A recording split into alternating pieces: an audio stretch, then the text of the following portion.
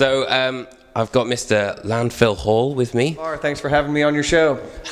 It's a pleasure, dude. So so I've always wondered why the weed theme for Cannabis Corpse.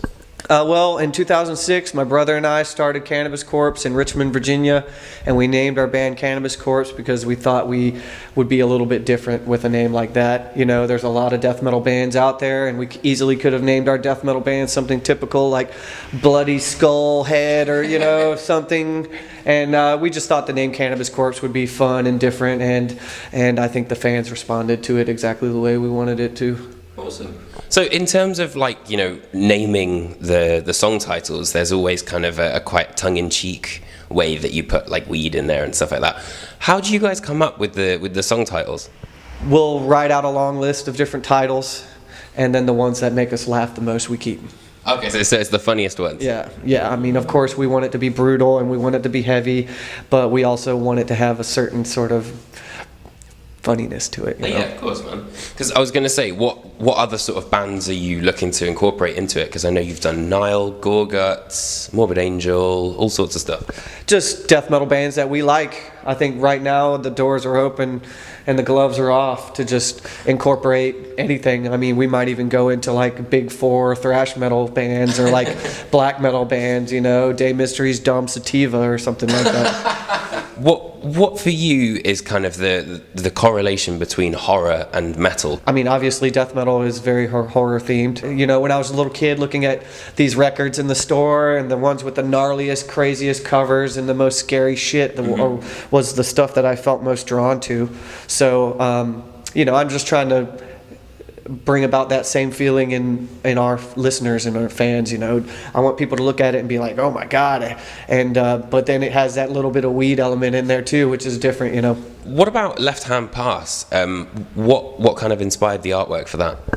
Well, you know, we came up with the title, which is a play on an Entombed, you know, and we had a cover that we had made originally that now is the back cover of the record, and I just thought that piece of artwork didn't quite scream cover to me. Okay. So we came up with another piece which was done by an artist named Par Olofsson, and he did a terrific job. I mean, the cover looks great now. It's just like this disembodied hand, you know, coming through a portal with like a big joint, you know. It has the kind of vibe that we're looking for.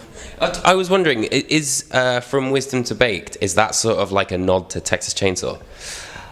From Wisdom to Baked was a wild idea that I had, and Par Olofsson also did that one, the same artist as Left Hand Pass.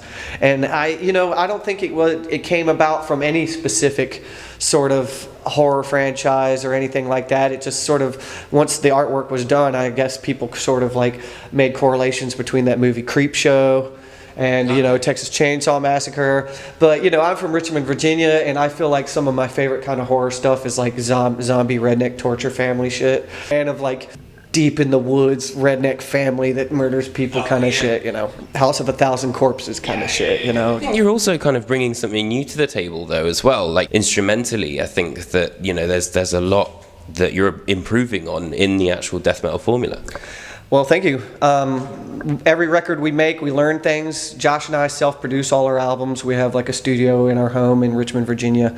And every record we make, we learn things, what to do, what not to do. So I feel like every record gets a little bit better. Have you got kind of like a favorite sound effect of like, you know, when the weedlings get killed and all this sort of stuff?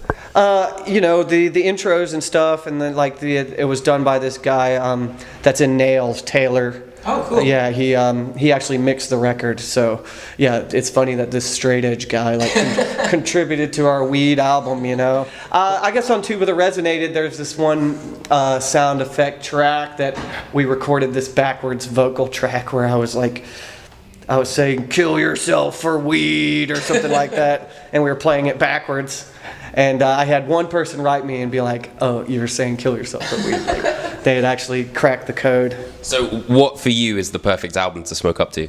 I guess that would be my favorite shit. So that would be like Cannibal Corpse, The Bleeding, Deicide. Death?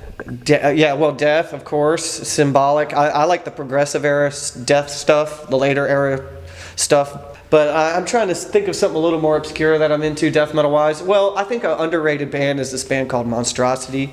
And they're awesome. Yeah, they're a death metal band that have all the goods, but for some reason they don't get mentioned in the same, stratosphere as Cannibal, Deicide, blah blah. But they should be. Do you ever get fans who kind of contact you trying to be like, oh, is this from this line and all this sort of Well, we get fan contributions with song titles and stuff for sure. So we've used a couple, because somebody will hit us with a really good one. So just the other day, some kid comes up to me. He's like, "I have a song title," and I was like, "Okay, hit me with it." He's like, Vital Remains has that album Dechristianized. You should do a record called Decriminalized. And I was like, that's pretty funny. But we usually pick titles that have more than one word, because if you just do one word, it's not good enough, Yeah, it's too short. And of course, like Rain and Bud has been pitched to us like a million times. What I really need is more weed slang words. Like if there's some new underground slang shit that I don't even fucking know about, hit me with it. Yes, I need to know. I need to keep my finger on the fucking pulse. Tell us your weed slang. Yeah. Give it to me. Yeah, anything. Awesome, man. Thank you so much for having a chat. You're welcome. Thanks.